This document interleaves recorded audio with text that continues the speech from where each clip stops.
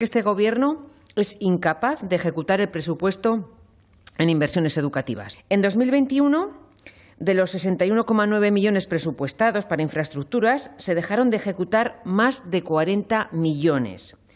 ¿Cómo un Gobierno que conoce las necesidades en esas infraestructuras educativas puede dejar de ejecutar más de 40 millones? ¿Quién nos asegura que en 2022 van a ejecutar todo lo que han presupuestado o que en 2023 ejecutarán lo presupuestado?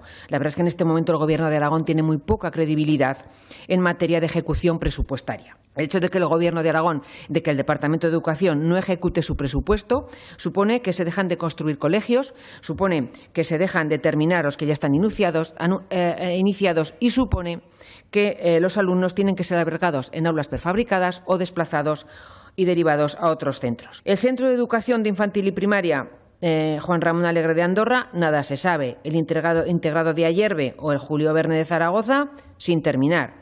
Ana María Navales quedó desierta la licitación, otro fracaso más del departamento. Rosales del Canal, sin terminar.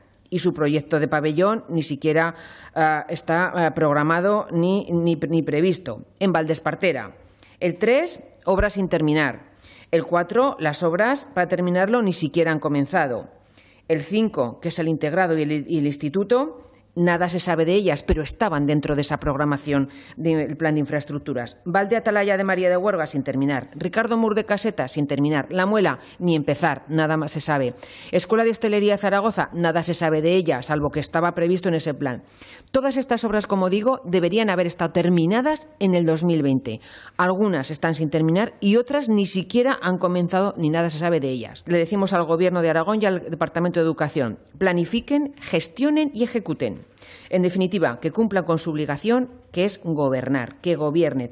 Y si no saben, no pueden o no son capaces, que dejen paso, porque desde el Partido Popular estamos preparados.